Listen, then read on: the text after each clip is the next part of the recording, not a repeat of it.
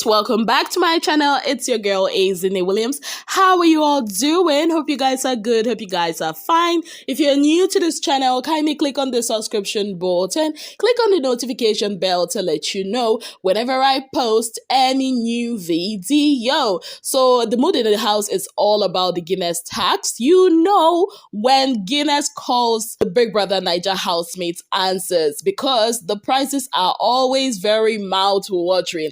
So Guinness divided them into 4 different groups, Team Bold, Team Gold, I think Team Black, and Team Vibrant, if I'm not mistaken. And they had to create pieces for a runway show, keeping in tune with the theme of the week, which is all about fashion. Yes, guys. So while they were working on that, I said, okay, let me come and update you guys on some of the things that has been happening in the house. So they had their diary sessions, those that did not get to have their diary session yesterday. I must tell you guys, the diary session for today was explosive. I mean, when you have a Uriel, a Venita, a Doyin, a Whitemoney, Ike self in the diary room, then you know the tea is about to be spilled. And I'm here to update you guys. So let's start with Uriel. Like you all know, Uriel is the queen of the diary room. And today in her diary session, Doyin, Whitemoney, Princess, everybody collect for her hand, even Venita. Like she entered Princess, I'm not even gonna lie. She said that Princess, she asked Princess, have you ever been to the States before? And Princess said no. And she was like wondering, where is all this accent coming from?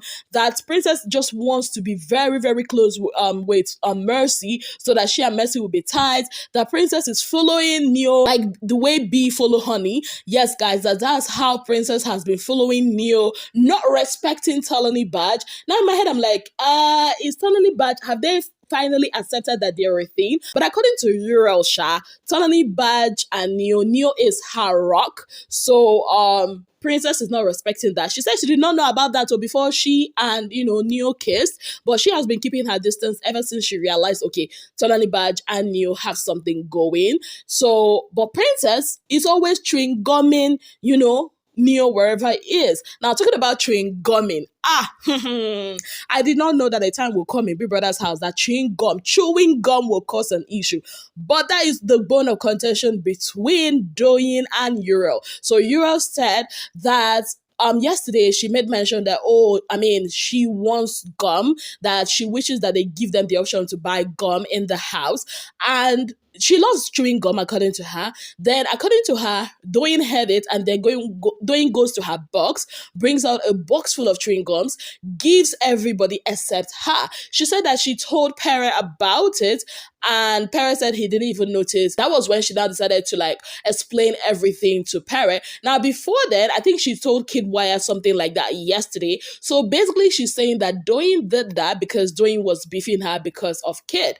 Now, I also know that Doyin was angry that Kid did not pick her to become his BFF because he had already promised her. But then what did Kid do? He did a U-turn and picked Uriel instead. Now, Uriel is thinking that Doyin is beefing her because of Kid, like women will holla. That's not all. She also goes on to talk about Whitemoney. She says that Whitemoney is also seeing her as a competition or probably jealous of her because she feels or she knows she is a better cook than Whitemoney. That's, it's not like she cannot cook all those things that Whitemoney is cooking. It's not like she cannot cook, food for everybody like Whitemoney is doing. Just that she's not the kind of person that cooks that kind of food. She doesn't cook with palm oil and all that. So I guess, according to her, that's the reason why Whitemoney is beefing her. And that's not all. She also talked about Venita, saying that Venita is borderline a bully, not like a full bully, but a borderline bully, and she instigates stuff because she said that Venita came to her, telling her that, you want Neo, go for Neo, even after knowing that, okay, Tolani Badge and Neo are cool. Venita likes joining two people's heads together, and honestly, I will not disagree to that because we've seen that happen. Yes, guys, that's what Uriel said. But the one diary session that I actually found very, very interesting is Ike. The way he could read everybody, analyze everybody, so like it was so apt. I'd kind of a lie. Like at some point, I'm thinking Ike should just leave Big Brother and come and join maybe FBI or something, because the guy, he might be playing, he might be laughing, but he's very, very observant. Everything Ike said about any of your faves in that diary room, trust me, is spot on. And as it is, the battle line has been drawn between Ike and Angel. Ike said, Angel, in her face, she's an angel, but deep beneath she's a devil. But now the devil don't jam demons. So game is on. Ha! Wahala. That's not all. Doyin went into her diary session. Doyin was obviously not happy with the housemates, obviously. Tomorrow is actually Doyin's birthday, but she said, Big Brother, do not bring a cake. I don't want to be, people laughing in my face, singing happy birthday, kumbaya, whatever, yada, yada, yada. But in their heart, they don't care for me. That there is no love. People are being fake.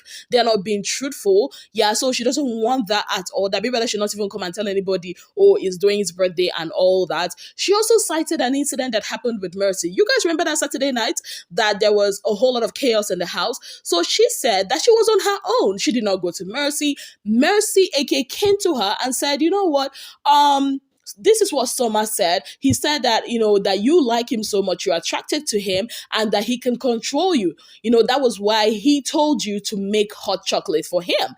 Now, she said when she heard that, she was really mad because it was someone that said he found her attractive. And that was about, the conversation that they had. She said her mistake was not going to Summer at that point to confront Summer, but rather she decided to keep a distance from him. Now, she wanted to put Summer off a possible eviction, but thank God that Ilebaye stopped her. Now, she did not talk to Summer for a day. Now, after that day, she and Summer had a conversation. Initially, she didn't want to really have a conversation with Summer, but later on, Summer put her aside for a conversation where Summer told her what Mercy had told him. Now, according to her, Mercy told Summer that Doyin said that she is head over heels in love with him or attracted to him, and that Summer should capitalize on that and make Doyin do whatever he wants her to do. Basically control Doyin. Now, it was at that moment that Mercy told Summer, see, ask her to make a cup of chocolate for you, hot chocolate for you. She will do it. Now, the thing here is, Mercy told Doyin that it was Summer that said he can control her. And Mercy was actually the one that told Summer to do it. Now, when she heard that, she was really like, no, Mercy cannot say that. There is no way. Mercy is a sweet girl. But Summer insisted. Now, when she said, okay, let's confront Mercy, bring Mercy into this mix, Summer was like, no, he doesn't want that. But she insisted. She did not listen to Summer. She dragged Mercy. Now, Mercy was like, no, she doesn't want to give anybody highlights and all that. But she said she insisted. She put her foot down, dragged Mercy to that conversation and asked Mercy, see, this is what Summer said you said, but this is what you told me. So what exactly is it? Now, it was at that point that Mercy started laughing, saying, oh, it's not a serious thing. Oh, I'm sorry. Oh, la, la, la, la, la. So basically, Mercy lied. Yikes. Doyin is actually not seeing this as a game. Like, how do you come into a house where a lot is at stake and you expect people to be honest about, their intentions? A lot of people are putting on a facade in that house. So I think Doyin should, get on with the program. I think that's the same thing that she did in her season that cost her a lot. Doyin should stop being Miss Goody Two Shoes and actually play the game. That's my own, if she can hear me, that's what I'll tell her. Play the game, because, Big Brother's house is actually not the real world. It's also a representation of the real world, because a lot of people in this world, it's a dog-eat-dog world. Sadly, that's how it is. Also, Whitemoney went into the diary room. I laughed. Like, Uriel's diary session made me laugh. Whitemoney's diary session took me out, especially the part where he said that he and Kidwire look alike, only that Kidwire is the Ajabo version of himself. I'm like, Whitemoney. But one thing I do love about Whitemoney is the way he markets himself. He was like, Big Brother, see, a lot of us don't drink, don't smoke. What gets us high is the music. You guys, you are the one that made me a star. So I beg, put my song in your playlist during the pool parties, during the Saturday night parties. And I'm like, okay, I love the way this guy markets himself. Like, that's one thing I love about Whitemoney. Whatever chance he gets, he markets his jollof rice, he markets his music. basically that's what second chance being in an all-star season is all about. And he also talked about him and Mercy's alliance. He said it was born out of a conversation he had the likes of, I think, CC Cross have, where they were like, never will they allow a person that had won their season to win again. That CC was like, she and Cross will be the last two standing at the finale. And he was like, what? You know what? Once a winner, always a winner. The fact that they won last in their season does not mean that they will not win. That if Manchester City, wins the Premier League, that doesn't mean that Manchester City cannot participate in another season of, the Premier League. It just means that Manchester City at that point has to defend their title. So that's what he and Mercy were doing or will do. And he believes that they will win, either him or Mercy. And that's why he decided, let's form an alliance. But at this point, I don't think that alliance is alliancing. But let's see how it goes. There was a basketball that almost happened today, but Whitemoney refused it to happen, and it's with Ceec. So before Ike went in for his diary session, we saw Ceec fuming, telling Whitemoney to come and remove the food from the pot. If he doesn't do that, she will pour it away because she wants to cook. That it's high time that Whitemoney stops cooking, for the whole house, thereby occupying all the pots. And Whitemoney was like, you know what, Ceec, I'm not doing this with you. Then he was walking away and he was laughing and he was like, no, Ceec, I'm not going to give you the highlight you want. And Ceec was like, you know what, don't let me insult you.